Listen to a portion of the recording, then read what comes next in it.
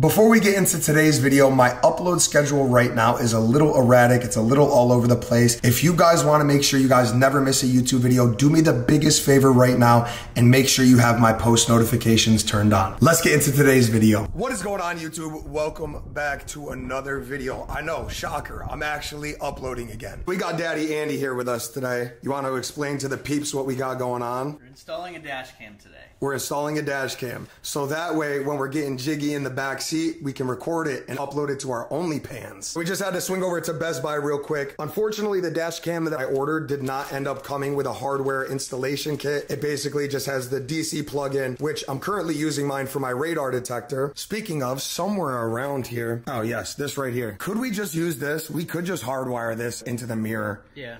So that's probably what we'll end up doing. I used to have this mirror hardware kit for my Escort on my Corvette. The only thing that sucked is the way that I had it wired. I had to have my interior lights on for the radar to actually work. And sometimes I would forget to turn it off and the battery in my car would end up dying. So however we wire this, we need to make sure we wire it right, which is why I have you here, because I don't know shit about electrical. I'm just dangerous enough. Just dangerous enough? Let's hope we don't blow it up. No.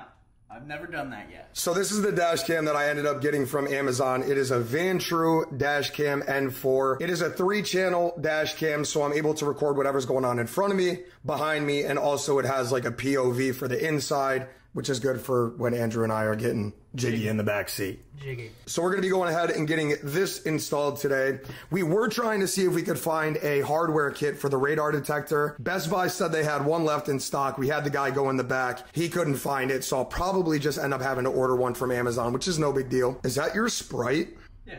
Why does it look milky? Why is it so... What did you do in that Sprite bottle? Were you taking notes?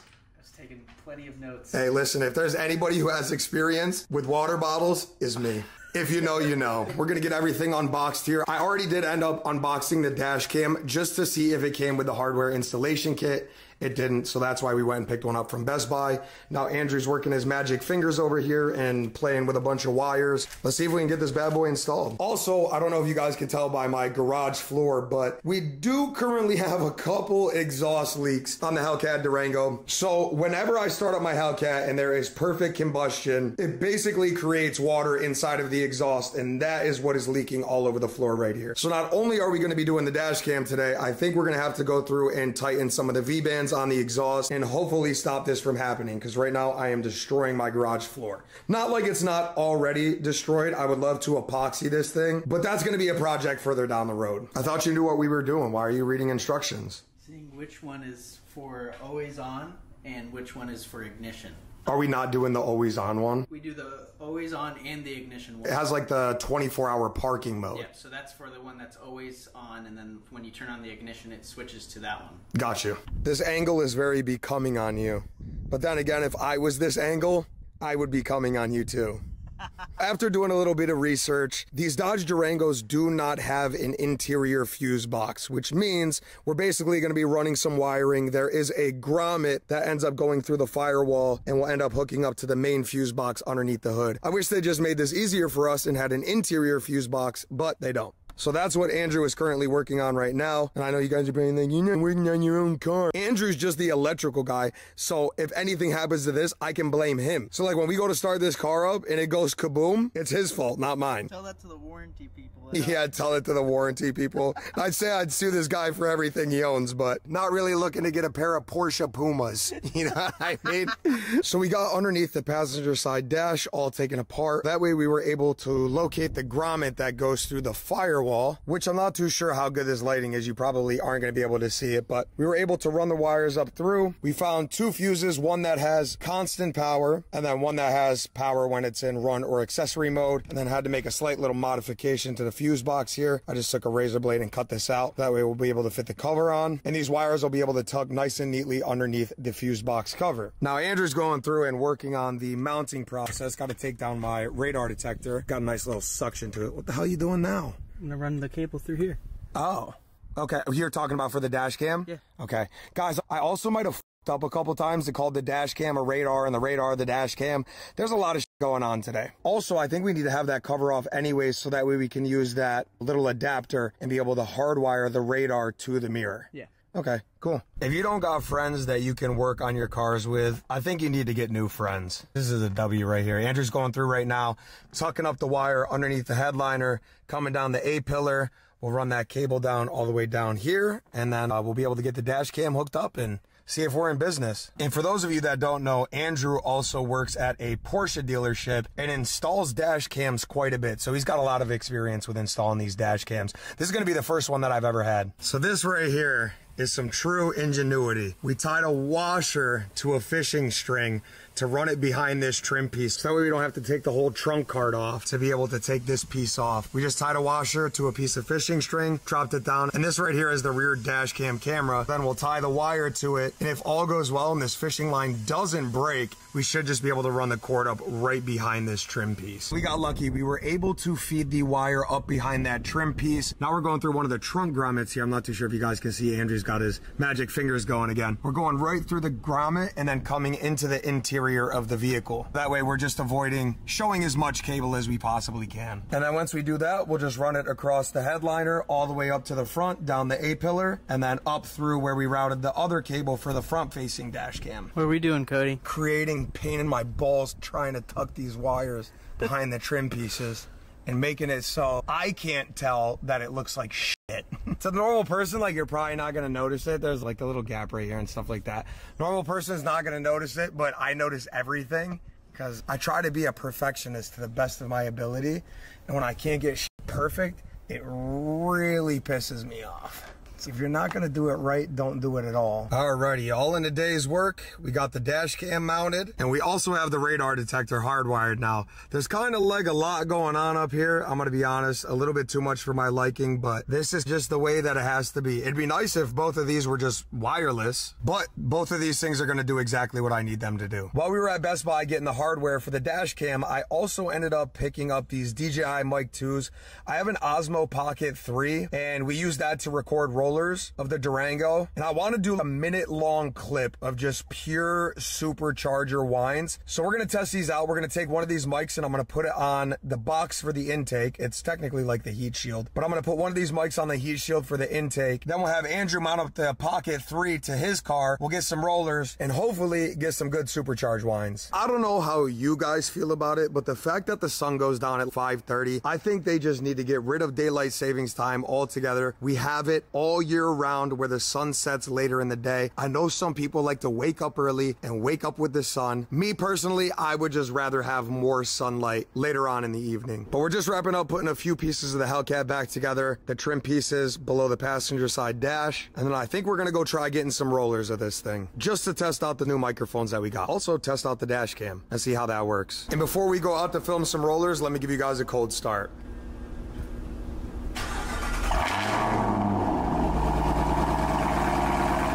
Sounds so good. We do gotta fix the exhaust leaks. We didn't do that today, but that'll be a project for another video. I don't even know if you guys can hear me right now. I'm having to yell. We ended up getting a few things in the mail for the Hellcat. Nothing too crazy. The real crazy stuff is going to be here on Saturday. I'm super excited. But the fact that you can buy a vehicle in 2024, regardless of the price, and they don't come with LED interior lights is actually mind-boggling to me. It's 2024. Get with the times. I'm a big LED guy. I do not like halogen bulbs at all. I have none in my house. I have all LEDs. So I ended up picking up some LED interior lights for the Hellcat. These are for 2015 to 2021. I'm hoping that it's gonna fit in here. I don't think they've really changed much. I also ended up having to get a wheel brush to be able to clean these wheels a little bit better with all of the brake dust. And then in order to get free shipping, I had to get over a certain amount. So I added these little red valve stem covers to go on the valve stems that'll match the calipers. And these also work really well with my TPMS light that's still on. So we're gonna go ahead and get these interior lights installed today. Obviously, we'll throw the little valve stem covers on. And then as I mentioned, the exciting for the kitty is going to be here on Saturday. I am stoked. As you guys can see, the interior has these ugly yellow halogen bulbs. It's a very dull light and it is not pleasing to the eye, at least in my opinion. Some people like halogen, some people like that like yellow, like natural lighting. Me personally, I am just a super big LED guy. Let's see if we can get these installed without me fucking anything up. And honestly, I feel like the odds of me not messing this up slim to none. I know the lighting in here is probably not the greatest, But we are starting with the dome lights, so I went ahead and I popped the covers off using a pry tool. Kind of a pain in the ass. Unfortunately, these lights right here, these are factory LED. Even though they have a little bit of a yellowish tint to them, they are factory LED and there's nothing that you can do about these. However, when you replace these bulbs right here, the light is actually going to be so bright that you're not even going to be able to tell that these are yellow. Apparently. We're going to go ahead and get the new bulbs installed up front. We'll work on the rest of the car, but let's see how these turn out. So this right here, I just pulled out the factory bulb, and this is the aftermarket LED bulb that we are going to be replacing it with. This bitch is hot. This bitch is really hot. So I couldn't pull it out with my fingers. I took a pair of pliers, gently grabbed the bulb, and just pulled it right out from the socket. And then you go ahead, you throw the LED bulb in. Like I mentioned, these, unfortunately, you cannot change these out, but this is so much brighter that I feel like once the cover's on, you're barely gonna notice this anyways. All right, we got the second bulb in. Let's go ahead and get these covers on and see how it looks. So this is how they look on, and then of course, when you open the door, you still can see the factory LEDs that are unreplaceable, but boy, does it make a world of a difference. So now we just gotta go through and do all the other interior lights. While I was up here in the front, I decided to do the vanity lights next. These are actually super easy. You literally just take a pry tool, come from the inside here, pop out the plastic and swap out the bulbs. Super easy. Went through the entire car, replaced all the factory halogen bulbs that weren't LED, replaced them with LEDs. As I mentioned, these do have factory LED bulbs that are not replaceable, so gotta deal with those. But I went through, I did the footwell lighting as well. I'm sure you guys can see on the trunk back there, went through and replaced those. I think I ended up paying like 20 bucks for the entire kit, and what a difference does it make? I won't really know the full difference until it gets dark outside, but even just like right now during the daytime, I can tell it made a huge difference. Take a shot for every time I say difference. And we have one last mod to do to the Hellcat. This is gonna add about 100 horsepower right here. We're gonna go and replace the valve stem covers, or valve stem caps, whatever you guys wanna call them. So let's go ahead, we'll get this bad boy unscrewed. 25 horsepower for each one of these bad boys we add on. Oh yeah, wait, do they fit? Oh, they do fit. Oh yeah, there we go. Matches the calipers. Andrew and I hit Cars and Coffee this morning. I was able to convince him to take the day off of work today. I uploaded a bunch of stuff on my Snapchat. You guys could probably like screenshot this, add me on Snapchat. We got a couple goodies for the Hellcat that we're installing today. Andrew's going through right now and just throwing some painter's tape on the fender here so we can pop out these amber side markers, and we're gonna replace these with white LED side markers. It's gonna look so good. So we have that, and then also the good goodies are coming today, which is why I had Andrew take off. The air suspension for the Hellcat is getting delivered today. We're waiting for that right now. It says it's going to be here between 2 p.m. and 6 p.m. What are we doing, Cody? We were attempting to just get the side markers out by throwing some painter's tape on here and using a trim tool to pop them out. However, that's not going to be the case. And Dodge likes to use these rivets that really the only way you can get them out is by drilling them. We're going to drill out these rivets, be able to pop the fender liner out of the way, or we can actually just pop this little fender piece out right here. And then we should be able to get access to the light. We're also going to have to go to Harbor Freight though and pick up some of these little replacement push pins or whatever. The only way to really get them out is by drilling them. Let's drill. They actually do make a tool to pop these out. However, I don't have one. So this should, theoretically this should work. But knowing my luck, probably not. Damn, I need a good way to get on there and grab the fucking thing. Just a little piece here. You just gotta sneak in from the back. You're good at that. Sneaking in from the back. So I've been told. Gotta drill it a little bit more. Probably should just grab a bigger bit. Now, if this thing could just stop being a whore and come out, basically have that whole rivet, that little push pin drilled out now. Because what they do is when the pin goes in, it draws the back of it, stretches out the plastic to keep it tight. I want it loose though. Loosey goosey. There you go. There we go. Just like that. So when you drill them out, you push them in. Essentially, this comes up like this, goes into here like this, and keeps it locked. You really could have probably just pushed it in, but you would have had to push really fucking hard. All right, so that's one. Now we gotta do this one. That one was really easy. Look, Whole thing came out. Whole pin disappeared. Yep. All right, now is there another one? Should just pop out. This is all done up here. Let's see where these little pins are here. It's supposed to just pop right out. Yeah, there's clips. Yeah, like I really don't want to break this, but I might break it. Oh, it's making me nervous. Sometimes you just gotta give it a good pull, but it is making me nervous. I'm not gonna lie. Pin's done. Where in the tarnation? Just like that. There should be another one with a light. Just like, let's see. Next one. It's tucked up under there. So might be enough to do what we need here. That's unfortunate. What? Just the little clips that draw in the fucking light. I went to pinch them to pop it out, and they just fucking snapped. Oop. We're not working with a lot of room here. We're really kind of just doing this by fucking feel. Can't really see what's going on. Can't tell where the pinch thing is on this. After a lot of finagling with the stock side markers, we noticed that there's these screws that hold it in back here. And these are unthreaded, so literally you just have so much tension of the screw holding it in. Of course it's screwing in easy now, but trying to get these out was a pain in the ass. We went through, we pre-threaded these with the screw, and of course hooked up the new light just to make sure it's working before we install it, because it would be a bitch if we get everything screwed in and it didn't work. But we're in luck. That looks so good. They're bright. Yeah, they are bright. They're really bright. Let's go ahead and get this side buttoned up, and then we'll move to the other side. So Codee went to go to Harbor Freight to get some tools and the push pins for the SRT. I started on the passenger side to get this installed and got a nice little cut on my finger, which is the one that I need to access on this side with the left hand. We're gonna see how this goes, and hopefully I can do it before he returns. The side's in, just doing some adjusting.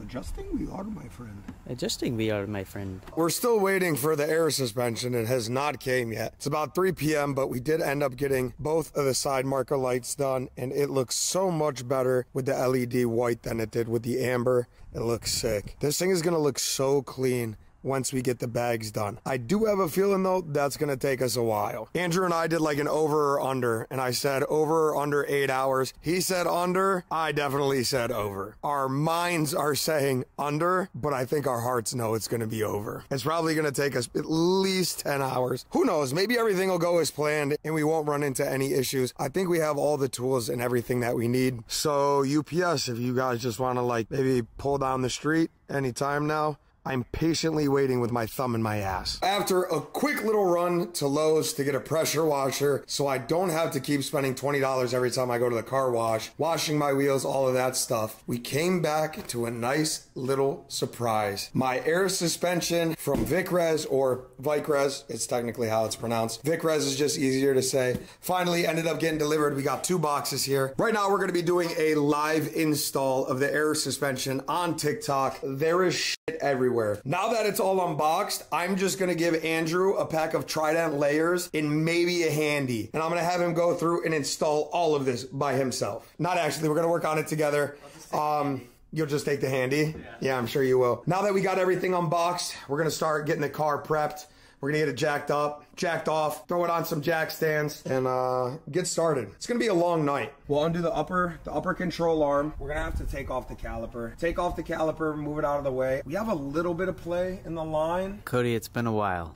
It's been a long fucking night. We got the rears in, but we do not have the tools that we need for the front. So we're just kind of messing around with the tank and possibly the management just to make sure that everything is run, so possibly tomorrow we get everything set and ready to go. That's the freaking goal, bud. Ignore the fact that I look like complete shit right now. It has been a long 3 days. It's been a while since I updated you guys what was going on with the air suspension in the vlog. The good news is I have it hooked up. The bad news is it doesn't work right. So as far as the suspension side of things go, that's perfectly fine. However, electrical.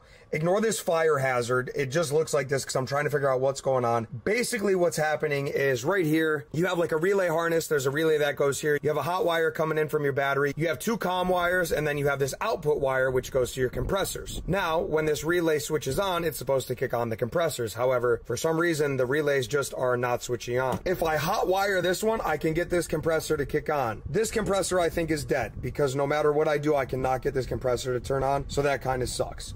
But let me show you guys what it looks like completely aired out right now. Shit. You guys can think whatever you want, but a bagged Rango goes so hard, dude. It looks so good. I also did up my front lip when I was lowering this down. I did hotwire the compressor to kick it on, and I did put like almost 70 PSI in the front struts and thought that was going to be enough to keep this bitch off of the ground. And when I lowered the car, I ended up crushing the front lip a little bit on the jack. It's not too bad. I don't even know if I'll be able to get under here so you guys can see it. I'm not too sure what you guys are looking at, but yeah, in this area, it's up. But if I end up getting a carbon fiber front lip for this, it'll end up covering it anyways, and I'll probably end up fucking up this lip being bagged anyways. That's kind of just what happens when you're bagged. But dude, this shit looks so good, bro. I'm so happy with how it came out. Now all I need to do is just figure out this freaking wiring issue, so that way the compressors will automatically kick on, or the compressor, I should say, because only one of them is working. I did reach out to Vicres and let them know that this compressor is bad, but I've went through the wiring diagram. Everything is wired, everything is grounded properly. I've had 2 electricians come and look. They can't figure out what the hell is going on.